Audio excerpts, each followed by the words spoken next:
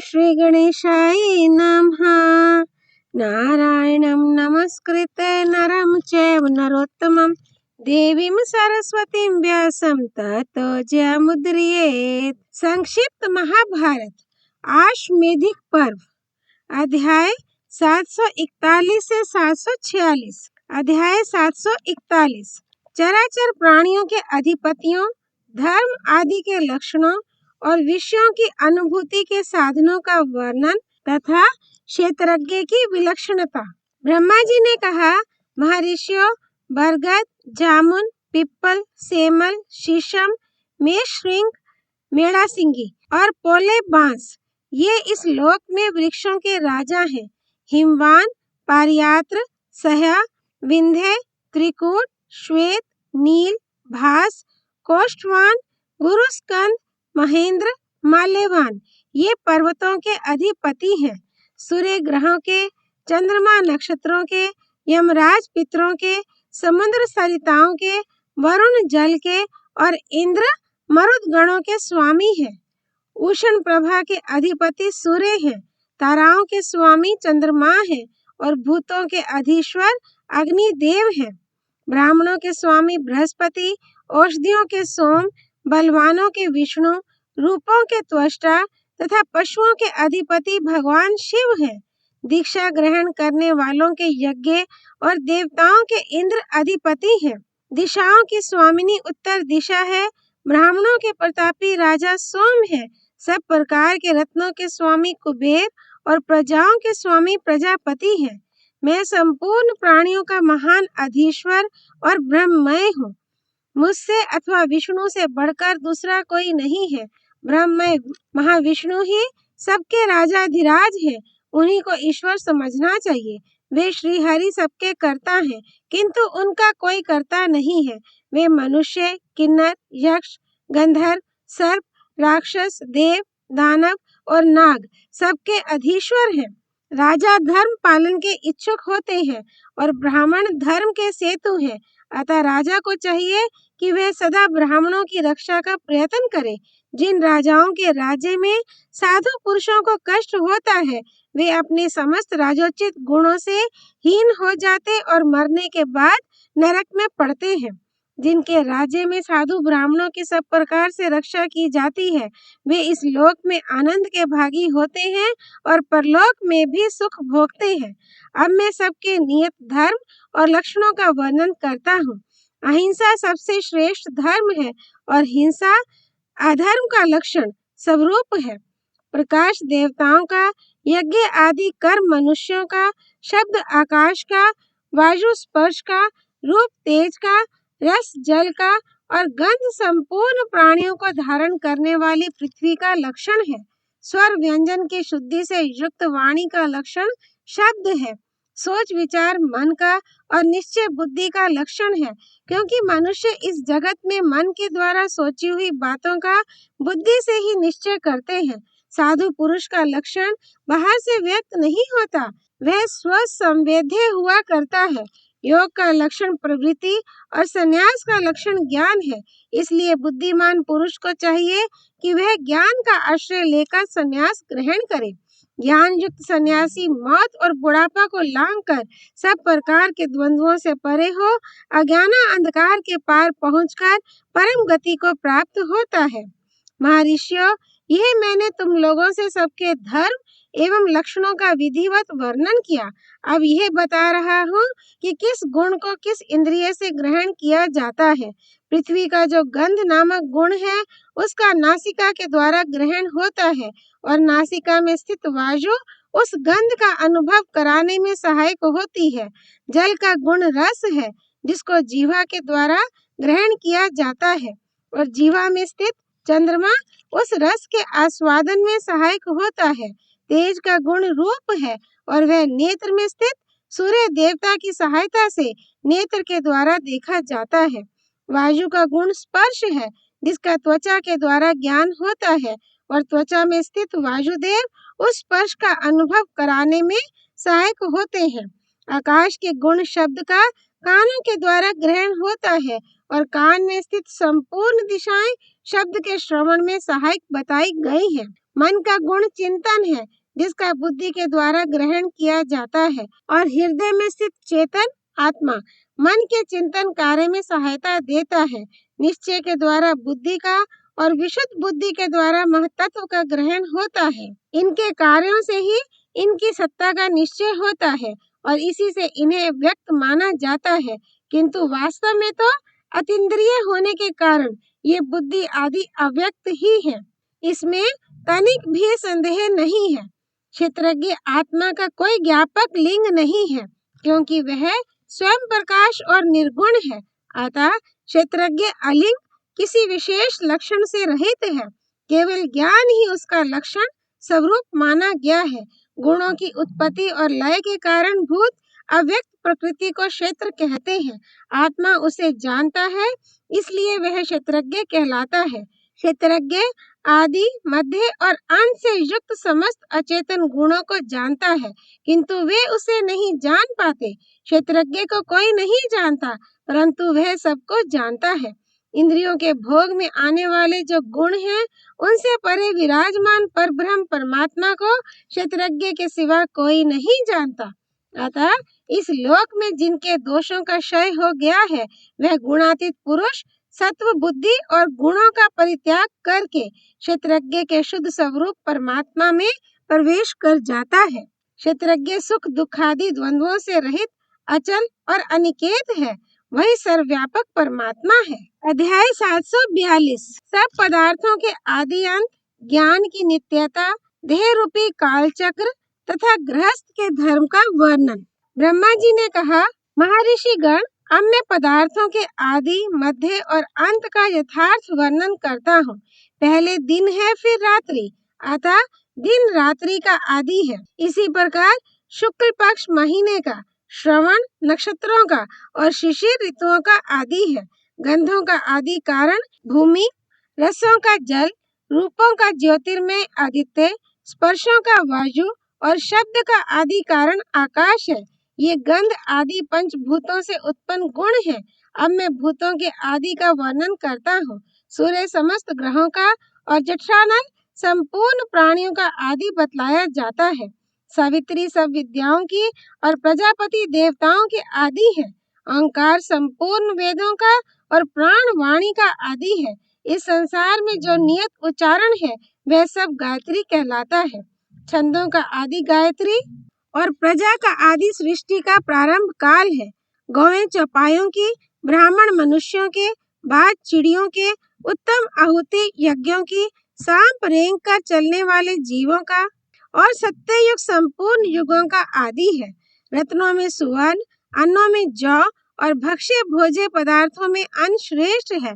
बहने वाले और पीने योग्य पदार्थों में जल उत्तम है। समस्त स्थावर भूतों में सामान्यतः ब्रह्मा जी का क्षेत्र पाकर नाम वाला वृक्ष श्रेष्ठ एवं पवित्र माना गया है। संपूर्ण प्रजापतियों का आदि मैं हूँ और मेरे आदि अचिंत्य आत्मा भगवान विष्णु है। उन्हीं को स्वयंभू कहते हैं। पर्वतों में सबसे पहले मेरुगिरी की उत्पत्ति हुई है। दिशा और विदिशाओं में पूर्व दिशा प्रधान मानी गई है। सब नदियों में त्रिपथगा गंगा ज्येष्ठ है। सरोवरों में सर्वप्रथम समुद्र का प्रादुर्भाव हुआ है। देव, दानव, भूत, पिशाच, सर्प, राक्षस, मनुष्य, किन्नर और समस्त यक्षों के स्वामी भगवान शंकर हैं। संपूर्ण जगत के आदि कारण ब्रह्म स्वरूप महाविष्णु है। तीनों लोकों में उनसे बढ़कर दूसरा कोई नहीं है। सब आश्रमों में गृहस्थ आश्रम को प्रधानता दी गई है। जगत का आदि और अंत अव्यक्त प्रकृति ही है। दिन का अंत है सूर्यास्त और रात्रि का अंत है सूर्योदय। सुख का अंत सदा दुख है और दुख का अंत सदा सुख है। संग्रह का अंत है विनाश, ऊंचे चढ़ने का अंत है नीचे गिरना। संयोग का अंत है वियोग और जीवन का अंत है मृत्यु। जिन जिन वस्तुओं का निर्माण हुआ है, उनका नाश अवश्यम भावी है। जो जन्म ले चुका है, उसकी मृत्यु निश्चित है। इस जगत में स्थावर या जंगम कोई भी सदा रहने वाला नहीं है। यज्ञ, दान, तप, अध्ययन, व्रत और नियम, इन सब का अंत होता है, केवल ज्ञान का अंत नहीं होता।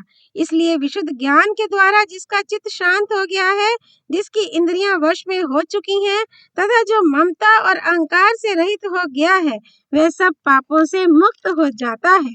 महर्षियों, मन के समान वेग वाला देह रूपी मनोरम काल चक्र निरंतर चल रहा है। यह महातत्व से लेकर स्थूल भूतों तक 24 तत्वों से बना हुआ है। इसकी गति कहीं भी नहीं रुकती। ये संसार बंधन का अनिवार्य कारण है। बुढ़ापा और शोक इसे घेरे हुए हैं। ये रोग और दुर्व्यसनों की उत्पत्ति का स्थान है। देश और काल के अनुसार विचरण करता रहता है। बुद्धि इस काल चक्र का सार, मन खंभा और इंद्रियां बंधन है। ये पंच महाभूतों के समूह से बना हुआ है। श्रम तथा व्यायाम इसके शब्द हैं। रात और दिन इस चक्र का संचालन करते हैं। सर्दी और गर्मी इसका घेरा है। सुख और दुख इसकी संधियां जोड़ है। भूख और प्यास इसके कीलक तथा धूप और छाया इसकी रेखा है। आंखों के खोलने और मीचने से इसकी व्याकुलता, चंचलता प्रकट होती है। घोर मोहरूपी जल शोकाश्रु से यह व्याप्त रहता है। ये सदा ही गतिशील और अचेतन है। मास और पक्ष आदि के द्वारा इसकी आयु की गणना की जाती है। यह कभी भी एक सी अवस्था में नहीं रहता। ऊपर, नीचे और मध्यवर्ती लोकों में सदा चक्कर लगाता रहता है। तमोगुण के वश में होने पर इसकी पाप पंख में प्रवृत्ति होती है और रजोगुण का वेग इसे भिन्न भिन्न कर्मों में लगाया करता है। ये महान दर्प से उद्दीप्त रहता है। तीनों गुणों के अनुसार इसकी प्रवृत्ति देखी जाती है। मानसिक चिंता ही इस चक्र की बंधन पटिका है। ये सदा शोक और मृत्यु के वशीभूत रहने वाला तथा क्रिया और कारण से युक्त है। आसक्ति ही उसका दीर्घ विस्तार, लंबाई चौड़ाई है। लोभ और तृष्णा ही इस चक्र को ऊंचे नीचे स्थानों में गिराने के हेतु है। अद्भुत अज्ञान माया इसकी उत्पत्ति का कारण है। भय और मोह इसे सब ओर से घेरे हुए हैं। ये प्राणियों को मोह में डालने वाला, आनंद और प्रीति के लिए विचरने वाला तथा काम और क्रोध का संग्रह करने वाला है। ये राग द्वेष आदि द्वंद्वों से युक्त जड़ देह रूपी काल चक्र ही देवताओं सहित संपूर्ण जगत की सृष्टि और संहार का कारण है।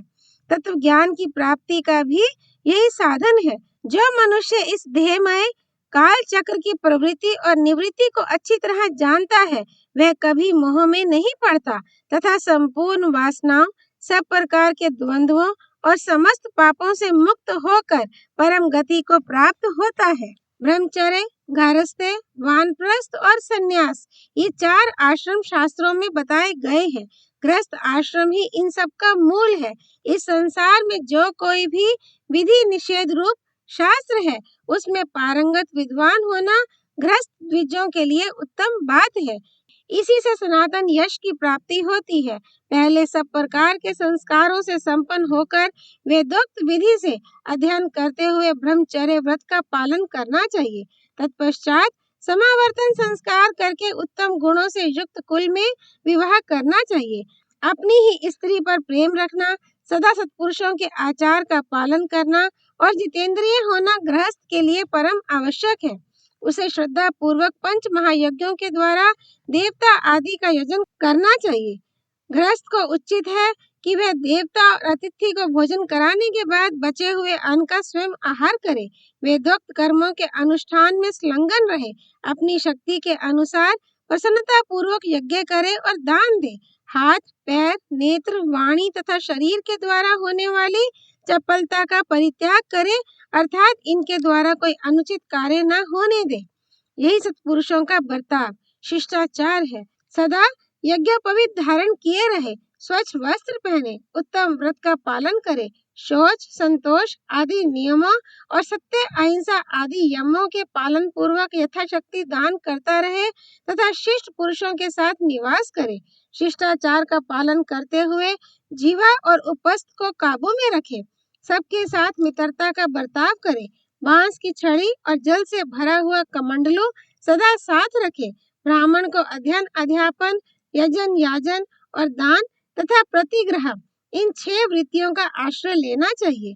इनमें से 3 कर्म, याजन यज्ञ कराना, अध्यापन पढ़ाना और श्रेष्ठ पुरुषों से दान लेना, ये ब्राह्मण की जीविका के साधन है और शेष 3 कर्म, दान, अध्ययन तथा यज्ञानुष्ठान करना, ये धर्मोपार्जन के लिए है। धर्मज्ञ ब्राह्मण को इनके पालन में कभी प्रमाद नहीं करना चाहिए। इंद्रिय संयमी, मित्र भाव से युक्त, क्षमावान, सब प्राणियों के प्रति समान भाव रखने वाला, मननशील, उत्तम व्रत का पालन करने वाला और पवित्रता से रहने वाला गृहस्थ ब्राह्मण सदा सावधान रहकर अपनी शक्ति के अनुसार यदि उपयुक्त नियमों का पालन करता है तो वह स्वर्ग लोक को जीत लेता है। अध्याय 743 ब्रह्मचारी, वानप्रस्थी और सन्यासी के धर्म का वर्णन। ब्रह्मा जी ने कहा, महर्षियों, ब्रह्मचर्य व्रत का पालन करने वाले पुरुष को चाहिए कि वह अपने धर्म में तत्पर रहे, विद्वान बने, संपूर्ण इंद्रियों को अपने अधीन रखे, मुनि व्रत का पालन करे, गुरु का प्रिय और हित करने में लगा रहे, सत्य बोले तथा धर्मपरायण एवं पवित्र रहे, गुरु की आज्ञा लेकर भोजन करे, भोजन के समय अन्न की निंदा ना करे, भिक्षा के अन्न को हविष्य मानकर ग्रहण करे, एक स्थान पर रहे, एक आसन से बैठे और नियत समय में भ्रमण करे, पवित्र और एकाग्रचित होकर दोनों समय अग्नि में हवन करे, सदा बेल या पलाश का दंड लिए रहे, रेशमी अथवा सूती वस्त्र या मृग चर्म धारण करे अथवा ब्राह्मण के लिए सारा वस्त्र गेरुए रंग का होना चाहिए। ब्रह्मचारी मुंज की मेखला पहने, जटा धारण करे, प्रतिदिन स्नान करे, यज्ञोपवीत पहने, वेद के स्वाध्याय में लगा रहे तथा लोभहीन होकर नियम पूर्वक व्रत का पालन करे। जो ब्रह्मचारी सदा नियम परायण होकर श्रद्धा के साथ शुद्ध जल से सदा देवताओं का तर्पण करता है, उसकी सर्वत्र प्रशंसा होती है। इसी प्रकार आगे बतलाए जाने वाले उत्तम गुणों से युक्त जितेंद्रिय वानप्रस्थी पुरुष भी उत्तम लोकों पर विजय पाता है। वह उत्तम स्थान को पाकर फिर इस संसार में जन्म धारण नहीं करता। वानप्रस्थी मुनि को घर की ममता त्याग कर गांव से बाहर निकलकर वन में निवास करना चाहिए।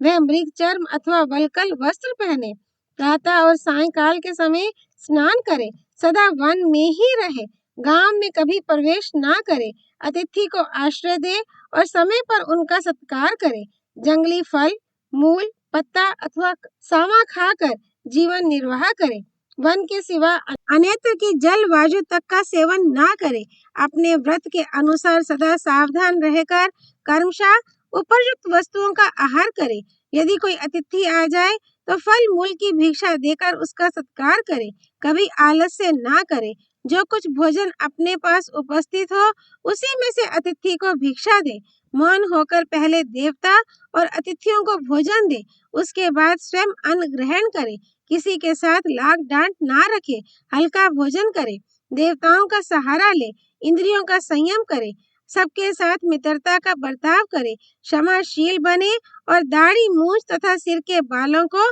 कभी ना मुंडावे, समय पर अग्निहोत्र, वेदों का स्वाध्याय और सत्य धर्म का पालन करे, शरीर को सदा पवित्र रखे, धर्म पालन में कुशलता प्राप्त करे, सदा वन में रहकर चित्त को एकाग्र किए रहे। इस प्रकार उत्तम धर्मों का पालन करने वाला जितेंद्रिय वानप्रस्थी स्वर्ग पर विजय पाता है। ब्रह्मचारी, गृहस्थ अथवा वानप्रस्थ कोई भी क्यों ना हो, जो मोक्ष पाना चाहता हो उसे उत्तम वृत्ति का आश्रय लेना चाहिए।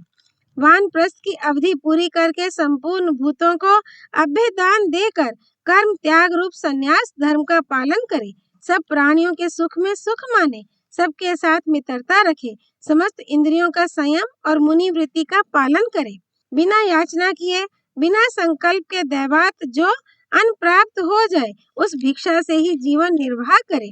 गृहस्थों के यहाँ रसोई घर से जब धुआं निकलना बंद हो जाए, घर के सब लोग खा पी चुके और बर्तन धो मांज कर रख दिए गए हों, उस समय मोक्ष धर्म के ज्ञाता सन्यासी को भिक्षा लेने की इच्छा करनी चाहिए।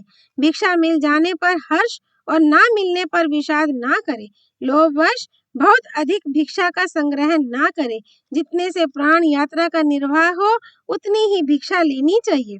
सन्यासी जीवन निर्वाह के ही लिए भिक्षा मांगे, उचित समय तक उसके मिलने की बाट देखे, चित्त को एकाग्र किए रहे, साधारण लाभ की भी इच्छा ना करे, जहाँ अधिक सम्मान होता हो वहाँ भोजन ना करे। मान प्रतिष्ठा के लाभ से सन्यासी को घृणा करनी चाहिए। वे झूठे, तिक्त, कसैले तथा कड़वे अन्न का स्वाद ना ले, मधुर रस का भी आस्वादन ना करे। केवल जीवन निर्वाह के उद्देश्य से प्राण धारण मात्र के लिए उपयोगी अन्न का आहार करे। दूसरे प्राणियों की जीविका में बाधा पहुंचाए बिना ही यदि भिक्षा मिल जाती हो तभी उसे स्वीकार करे। भिक्षा मांगते समय दिए जाने वाले अन्न के सिवा दूसरा अन्न लेने की कदापि इच्छा ना करे। उसे अपने धर्म का प्रदर्शन नहीं करना चाहिए। रजोगुण से रहित होकर निर्जन स्थान में विचरते रहना चाहिए। रात को सोने के लिए सूने घर, जंगल, वृक्ष की जड़, नदी के किनारे अथवा पर्वत की गुफा का आश्रय लेना चाहिए। गांव में एक रात से अधिक नहीं रहना चाहिए, किंतु वर्षा के 4 महीने किसी एक स्थान पर रहकर व्यतीत करने चाहिए। जब तक सूर्य का प्रकाश रहे तभी तक सन्यासी के लिए रास्ता चलना उचित है।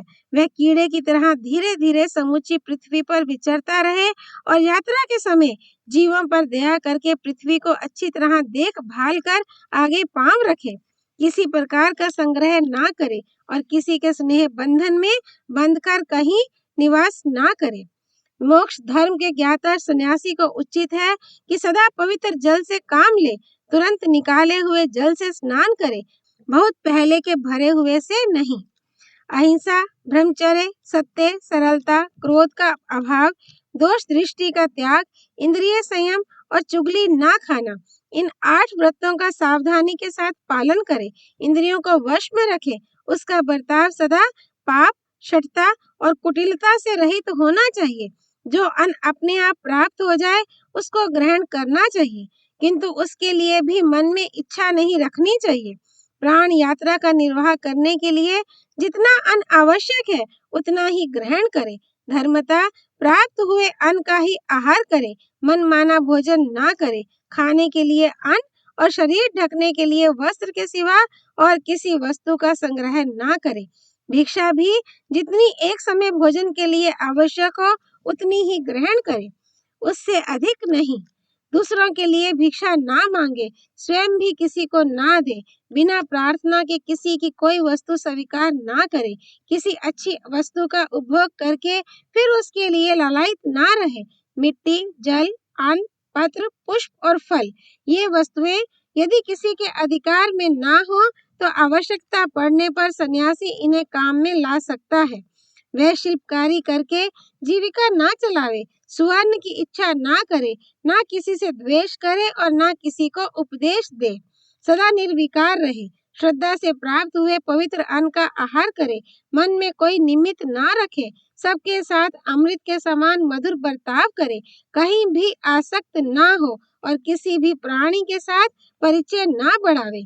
कामना और हिंसा से युक्त कर्म का न स्वयं अनुष्ठान करे और न दूसरों से करावे। सब प्रकार के पदार्थों की आसक्ति का उल्लंघन करके थोड़े में संतुष्ट हो, सब और विचरता रहे। स्थावर और जंगम सभी प्राणियों के प्रति समान भाव रखे, किसी दूसरे प्राणी को उद्वेग में ना डाले और स्वयं भी किसी से उद्विग्न ना हो। जो सब प्राणियों का विश्वास पात्र बन जाता है वह सबसे श्रेष्ठ और मोक्ष धर्म का ज्ञाता कहलाता है।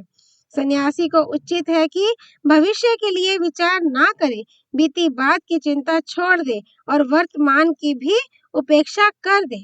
केवल काल की प्रतीक्षा करता हुआ चित्तवृत्तियों को रोकने का प्रयत्न करे।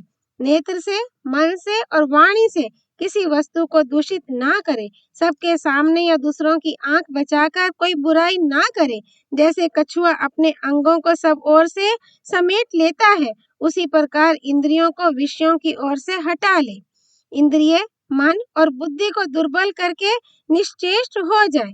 संपूर्ण तत्वों का ज्ञान प्राप्त करे। द्वंद्वों से प्रभावित ना हो, किसी के सामने माथा ना टेके। स्वाहाकार, अग्निहोत्र आदि का परित्याग करे। ममता और अहंकार से रहित हो जाए। योग क्षेम की चिंता ना करे।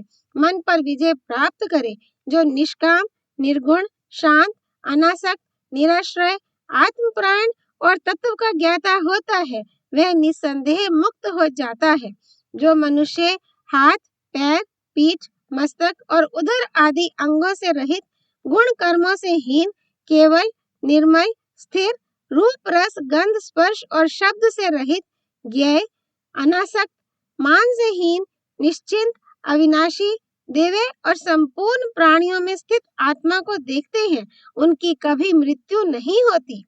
उस आत्म तत्व तक बुद्धि, इंद्रिय और देवताओं की भी पहुंच नहीं होती। वेद, यज्ञ, लोक, तप और व्रत का भी वहां प्रवेश नहीं होता। वहां केवल ज्ञानवान महात्मा किसी प्रकार का बाह्य चिन्ह धारण किए बिना ही जा सकते हैं। इसलिए बाह्य चिन्हों से रहित धर्म को जानकर उसका यथार्थ रूप से पालन करना चाहिए। विद्वान पुरुष को उचित है कि वह विज्ञान के अनुरूप आचरण करे, मूढ़ ना होकर भी मूढ़ के समान बर्ताव करे, किंतु अपने किसी व्यवहार से धर्म को कलंकित ना करे। जिस काम के करने से समाज के दूसरे लोग अनादर करें, वैसा ही काम सदा करता रहे, किंतु सत्पुरुषों के धर्म की निंदा ना करे। जो इस प्रकार का बर्ताव करते हुए धर्म का पालन करता है, वह श्रेष्ठ मुनि कहलाता है। जो मनुष्य इंद्रिय, उनके विषय, पंच महाभूत, मन, बुद्धि, अहंकार, प्रकृति और पुरुष, इन सब का विचार करके इनके तत्व का यथावत निश्चय कर लेता है तथा एकांत में बैठकर परमात्मा का ध्यान करता है, वह आकाश में विचरने वाले वायु की भांति सब प्रकार की आसक्तियों से छूटकर पंच कोशों से रहित, निर्भय तथा निराश्रय होकर मुक्त एवं परमात्मा को प्राप्त हो जाता है। अध्याय 744 परमात्मा की प्राप्ति के उपायों का वर्णन। ब्रह्मा जी ने कहा, महर्षियों, निश्चित बात कहने वाले वृद्ध ब्राह्मण संन्यास को तप कहते हैं और ज्ञान को ही पर ब्रह्म का स्वरूप मानते हैं। वह ब्रह्म अज्ञानियों से अत्यंत दूर, निर्द्वंद्व, निर्गुण, नित्य, अचिंत्य और श्रेष्ठ है। धीर पुरुष ज्ञान और तपस्या के द्वारा उसका साक्षात्कार करते हैं। जिनके मन की मैल धुल गई है, जो परम पवित्र हैं, जिन्होंने रज्जोगुण को त्याग दिया है, जिनका अंतःकरण निर्मल है, जो संन्यास परायण तथा ब्रह्म के ज्ञाता हैं, वे तपस्या के द्वारा कल्याणमय पथ का आश्रय लेते हैं, परमेश्वर को प्राप्त होते हैं। ज्ञानी पुरुषों का कहना है कि तपस्या परमात्म तत्व को प्रकाशित करने वाला दीपक है, आचार धर्म का साधक है, ज्ञान पर ब्रह्म का स्वरूप है और संन्यास ही उत्तम तप है। जो तत्व का पूर्ण निश्चय करके संपूर्ण प्राणियों के भीतर रहने वाले आत्मा को जान लेता है, वह सर्वत्र विचरने वाला एवं सर्वज्ञ हो जाता है। जो किसी वस्तु की कामना तथा किसी की अवहेलना नहीं करता, वह इस लोक में रहकर भी ब्रह्म स्वरूप को प्राप्त हो जाता है। जो सब भूतों में प्रधान प्रकृति को तथा उसके गुण एवं तत्व को भली भांति जानकर ममता और अहंकार से रहित हो जाता है, उसके मुक्त होने में तनिक भी संदेह नहीं है। शुभ और अशुभ समस्त त्रिगुणात्मक कर्मों का तथा सत्य और असत्य का भी त्याग करने से जीव को अवश्य मोक्ष प्राप्त होता है। ये देह एक वृक्ष के समान है, अज्ञान इसका मूल अंकुर जड़ है, बुद्धि स्कंद तना, अहंकार शाखा है, इंद्रियां खोखले हैं और पंच महाभूत इसके विशाल अवयव हैं, जो वृक्ष की शोभा बढ़ाते हैं। इसमें सदा ही संकल्प रूपी पत्ते उगते और कर्म रूपी फूल खिलते रहते हैं। शुभाशुभ कर्मों से प्राप्त होने वाले सुख दुख आदि ही इसमें सदा लगे रहने वाले फल हैं। इस प्रकार ब्रह्म रूपी बीज से प्रकट होकर प्रवाह रूप से सदा मौजूद रहने वाला यह देह रूपी वृक्ष समस्त प्राणियों के जीवन का आधार है। बुद्धिमान पुरुष तत्व ज्ञान रूपी खड्ग से इस वृक्ष को काटकर जब जन्म मृत्यु और जरावस्था के चक्कर में डालने वाले आसक्ति रूप बंधनों को तोड़ डालता है तथा ममता और अहंकार से रहित हो जाता है, उस समय उसे अवश्य मुक्ति प्राप्त होती है। जो मनुष्य अंतकाल में आत्मा का ध्यान करके सांस लेने में जितनी देर लगती है, उतनी देर भी संभाव में स्थित होता है, वह अमृत तत्व मोक्ष प्राप्त करने का अधिकारी हो जाता है। जो एक निमेष भी अपने मन को आत्मा में एकाग्र कर लेता है, वह अंतःकरण की प्रसन्नता को पाकर विद्वानों को प्राप्त होने वाली अक्षय गति को पा जाता है। प्राणायाम के द्वारा पुनः पुनः प्राणों का संयम करने वाला पुरुष भी परमात्मा को प्राप्त होता है। इस प्रकार जो पहले अपने अंतःकरण को शुद्ध कर लेता है, वह जो जो चाहता है उसी उसी वस्तु को पा जाता है। सत्व चित्त शुद्धि के महत्व को जानने वाले विद्वान इस जगत में सत्व से बढ़कर और किसी वस्तु की प्रशंसा नहीं करते। द्विजवरों, हम अनुमान प्रमाण के द्वारा इस बात को अच्छी तरह जानते हैं कि अंतर्यामी परमात्मा सत्व में ही स्थित है। सत्व के सिवा दूसरे किसी मार्ग से उनके पास पहुंचना असंभव है। क्षमा, धैर्य, अहिंसा, समता, सत्य, सरलता, ज्ञान, त्याग, दान तथा संन्यास ये सात्विक बर्ताव के अंतर्गत माने गए हैं। इनसे भी परमात्मा की प्राप्ति होती है। अध्याय 745 सत्व और पुरुष की भिन्नता, बुद्धिमान की प्रशंसा, पंच महाभूतों के गुण और आत्मा की श्रेष्ठता का वर्णन। ब्रह्मा जी ने कहा, महर्षियों, जो लोग प्राणियों की हिंसा करते हैं, नास्तिक वृत्ति का आश्रय लेते हैं और लोभ तथा मोह में फंसे हुए हैं, उन्हें नरक में गिरना पड़ता है। जो विद्वान आलस से छोड़कर श्रद्धा के साथ वेदोक्त कर्मों का अनुष्ठान करते हैं और उनके फल में आसक्त नहीं होते, वे धीर और उत्तम दृष्टि वाले माने गए हैं। अब मैं यह बता रहा हूँ कि सत्व और क्षेत्रज्ञ का परस्पर संयोग और वियोग कैसे होता है। इस विषय को ध्यान देकर सुनो। इन दोनों में विषय विषय भाव संबंध माना गया है। इनमें पुरुष तो विषय है और सत्व विषय। मनीषी पुरुष सत्व को द्वंद्व युक्त बतलाते हैं और क्षेत्रज्ञ निर्द्वंद्व, निष्कल, नित्य और निर्गुण है। जैसे कमल के पत्ते पर पड़ी हुई जल की चंचल बूंद उसे भिगो नहीं पाती, उसी प्रकार विद्वान पुरुष समस्त गुणों से संबंध रखते हुए भी किसी से लिप्त नहीं होता। अतः क्षेत्रज्ञ पुरुष असंग है, इसमें तनिक भी संदेह नहीं है। जिसकी बुद्धि अच्छी नहीं है, उसे हजार उपाय करने पर भी ज्ञान नहीं होता, और जो बुद्धिमान है वह चौथाई प्रयत्न से भी ज्ञान पाकर सुख का अनुभव करता है। ऐसा विचार कर किसी उपाय से धर्म के साधन का ज्ञान प्राप्त करना चाहिए, क्योंकि उपाय को जानने वाला मेधावी पुरुष अत्यंत सुख का भागी होता है। जैसे कोई मनुष्य यदि राह खर्च का प्रबंध किए बिना ही यात्रा करता है, तो उसे मार्ग में बहुत क्लेश उठाना पड़ता है और वह बीच ही में मर भी जाता है।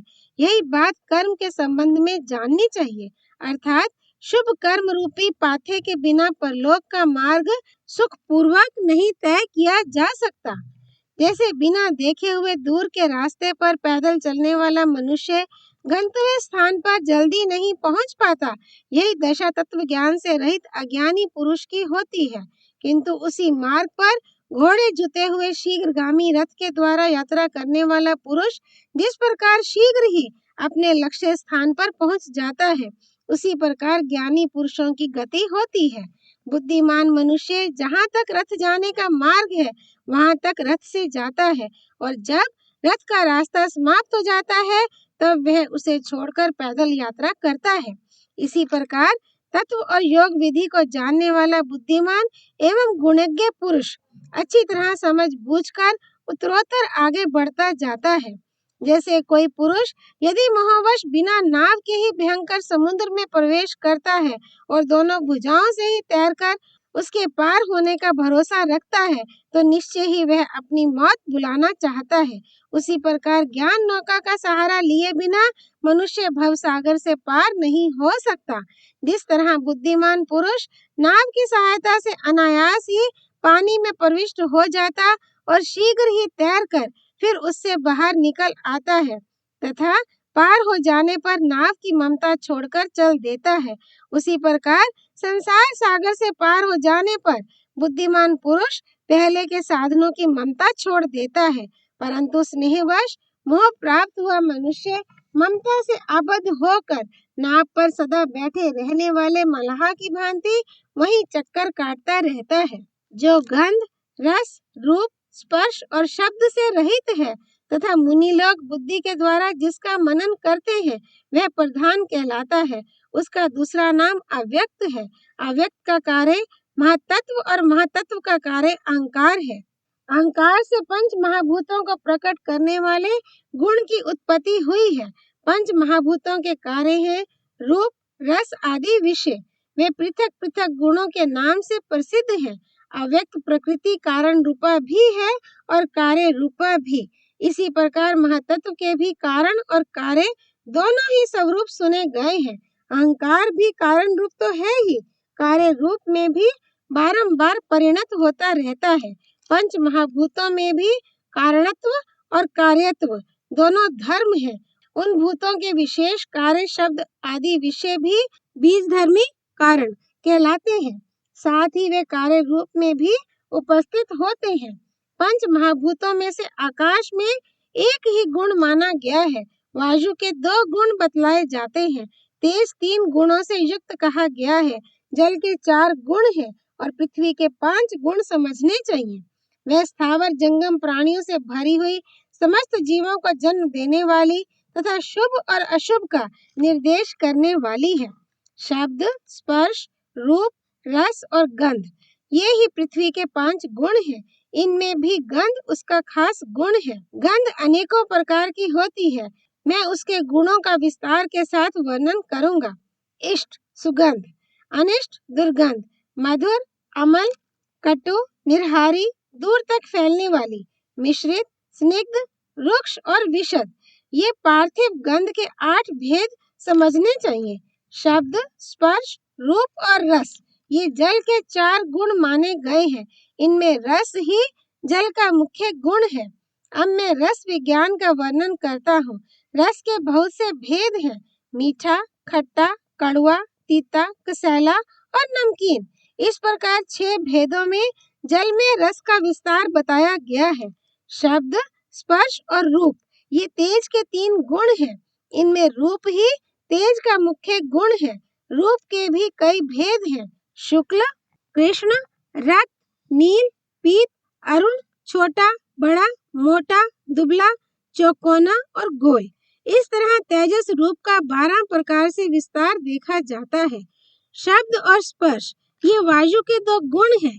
इनमें भी स्पर्श ही वायु का प्रधान गुण है। स्पर्श भी कई प्रकार का माना गया है, रूखा, ठंडा, गरम, स्निग्ध, विशद, कठिन, चिकना, श्लक्षण, हल्का, पिच्छल, कठोर और कोमल।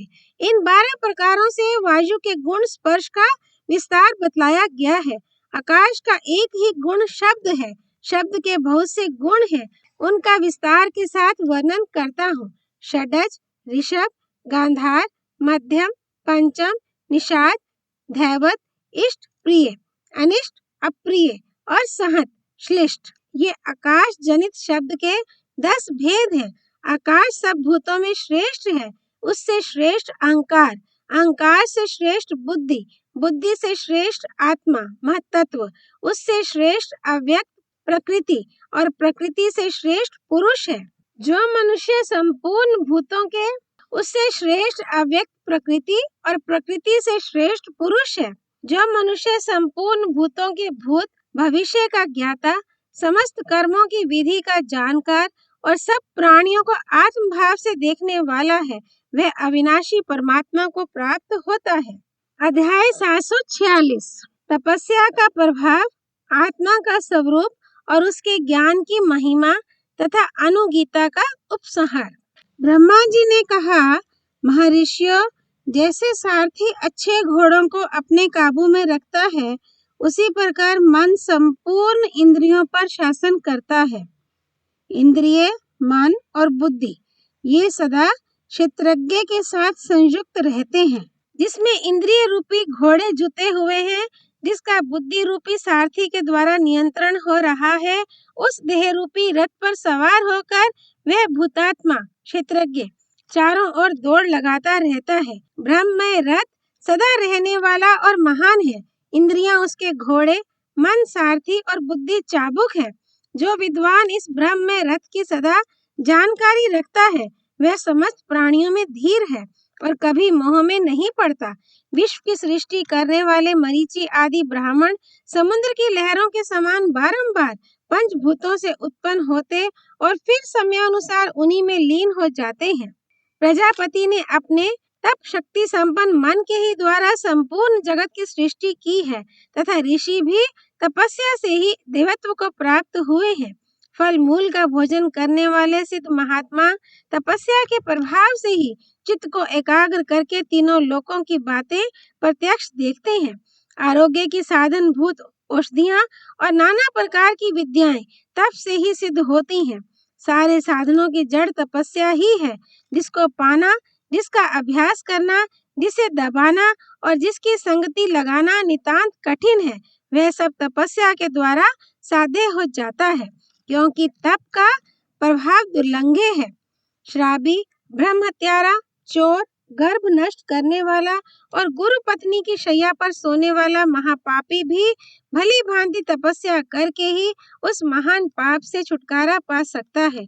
मनुष्य, पितर, देवता, पशु, मृग, पक्षी तथा अन्य जितने चराचर प्राणी हैं, वे सब सदा तपस्या में संलग्न होकर ही सिद्धि प्राप्त करते हैं। तपस्या के बल से ही महामायावी देवता स्वर्ग में निवास करते हैं। जो लोग आलस्य त्याग कर अहंकार से युक्त हो सकाम कर्म का अनुष्ठान करते हैं, वे प्रजापति के लोक में जाते हैं। जो ध्यान योग का आश्रय लेकर सदा प्रसन्नचित रहते हैं, वे आत्मवेताओं में श्रेष्ठ पुरुष सुख की राशिभूत अव्यक्त परमात्मा में प्रवेश करते हैं। किंतु जो ध्यान योग से पीछे लौटकर अर्थात ध्यान में असफल होकर ममता और अहंकार से रहित जीवन व्यतीत करता है, वह अव्यक्त प्रकृति में लीन होता है, फिर स्वयं भी अव्यक्त संज्ञा को प्राप्त होकर अव्यक्त से ही प्रकट होता है और केवल सत्व का आश्रय लेकर तमोगुण एवं रजोगुण के बंधन से छुटकारा पा जाता है। जो सब पापों से मुक्त रहकर सबकी सृष्टि करता है, उसे अखंड ब्रह्म एवं क्षेत्रज्ञ समझना चाहिए। जो मनुष्य उसका ज्ञान प्राप्त कर लेता है, वही वेद वेता है। मुनि को उचित है कि चिंतन के द्वारा चेतना सम्यक ज्ञान पाकर मन और इंद्रियों को एकाग्र करके परमात्मा के ध्यान में स्थित हो जाए, क्योंकि जिसका चित्त जिसमें लगा होता है, वह निश्चय ही उसका स्वरूप हो जाता है। ये सनातन गोपनीय रहस्य है। 2 अक्षर का पद मम, ये मेरा है, ऐसा भाव मृत्यु रूप है, और 3 अक्षर का पद ना मम, ये मेरा नहीं है, ऐसा भाव सनातन ब्रह्म की प्राप्ति कराने वाला है। कुछ मंद बुद्धि मनुष्य स्वर्ग आदि फल प्रदान करने वाले काम्य कर्मों की प्रशंसा करते हैं, किंतु वृद्ध महात्मा जन उन्हें उत्तम नहीं बतलाते, क्योंकि सकाम कर्म के अनुष्ठान से जीव को 16 विकारों से निर्मित स्थूल शरीर धारण करके जन्म लेना पड़ता है और वह सदा अविद्या का ग्रास बना रहता है। इतना ही नहीं, कर्मठ पुरुष देवताओं के भी उपभोग का विषय होता है। इसलिए पारदर्शी विद्वान कर्मों में आसक्त नहीं होते, क्योंकि यह पुरुष आत्मा ज्ञानमय है, कर्ममय नहीं। जो इस प्रकार आत्मा को अमृत स्वरूप, नित्य, इंद्रियातीत, सनातन, अक्षर, जितात्मा एवं असंग समझता है, वह कभी मृत्यु के बंधन में नहीं पड़ता। जिसकी दृष्टि में आत्मा अपूर्व, अनादि, अकृत, अजन्मा, नित्य, कुटस्थ, अग्राह्य और अमृताशी है, वह इन गुणों का चिंतन करने से स्वयं भी अग्राह्य, इंद्रियातीत एवं अमृत स्वरूप हो जाता है। जो चित्त को शुद्ध करने वाले मैत्री, करुणा आदि संपूर्ण संस्कारों का संपादन करके मन को आत्मा के ध्यान में लगा देता है, वही उस कल्याणमय ब्रह्म को प्राप्त करता है, जिससे बड़ा कोई नहीं है। ज्ञाननिष्ठ जीवन मुक्त महात्माओं की यही परम गति है, यही विरक्त पुरुषों की गति है, यही सनातन धर्म है और यही ज्ञानियों का प्राप्तव्य स्थान है। जो संपूर्ण भूतों में समान भाव रखता है, लोभ और कामना से रहित है तथा जिसकी सर्वत्र समान दृष्टि रहती है, वह ज्ञानी पुरुष भी इस गति को प्राप्त कर सकता है। ब्रह्म ऋषियों, ये सब विषय मैंने विस्तार के साथ तुम लोगों को बता दिया। इसी के अनुसार आचरण करो, इससे तुम्हें शीघ्र ही सिद्धि प्राप्त होगी। गुरु ने कहा, बेटा, ब्रह्मा जी के इस प्रकार उपदेश देने पर उन महात्मा मुनियों ने इसी के अनुसार आचरण किया, इससे उन्हें उत्तम लोक की प्राप्ति हुई। महाभाग, तुम्हारा चित्त शुद्ध है, इसलिए तुम भी मेरे बताए हुए ब्रह्मा जी के उत्तम उपदेश का पालन करो, इससे तुम्हें भी सिद्धि प्राप्त होगी। श्री कृष्ण ने कहा, अर्जुन, गुरुदेव के ऐसा कहने पर उस शिष्य ने समस्त उत्तम धर्मों का पालन किया। इससे वह संसार बंधन से मुक्त एवं कृतार्थ हो गया। उसने वह पद प्राप्त किया जहाँ जाकर शोक नहीं करना पड़ता। अर्जुन ने पूछा, जनार्दन, वे ब्रह्मनिष्ठ गुरु और शिष्य कौन थे? यदि मेरे सुनने योग्य हो तो ठीक ठीक बताने की कृपा कीजिए। श्री कृष्ण ने कहा, महाबाहो, मैं ही गुरु हूँ और मेरे मन को ही शिष्य समझो। तुम्हारे स्नेहवश मैंने इस गोपनीय रहस्य का वर्णन किया है। यदि मुझ पर तुम्हारा प्रेम हो तो इस अध्यात्म ज्ञान को सुनकर इसका यथावत पालन करो। अच्छा, अब मैं पिताजी का दर्शन करना चाहता हूँ। उन्हें देखे बहुत दिन हो गए। यदि तुम्हारी राय हो तो मैं उनके दर्शन के लिए द्वारका जाऊं। वैशंपायन जी कहते हैं, राजन, भगवान श्री कृष्ण की बात सुनकर अर्जुन ने कहा, अब हम लोग यहाँ से हस्तिनापुर को चले। वहाँ धर्मात्मा राजा युधिष्ठिर से मिलकर और उनकी आज्ञा लेकर आप अपनी पुरी को पधारें। ओम तत्सत। नर नारायण भगवान श्री कृष्ण की जय। भगवती सरस्वती देवी की जय। भगवान व्यासावतार श्री कृष्ण द्वैपायन की जय। श्री हरि अर्पणमस्तु।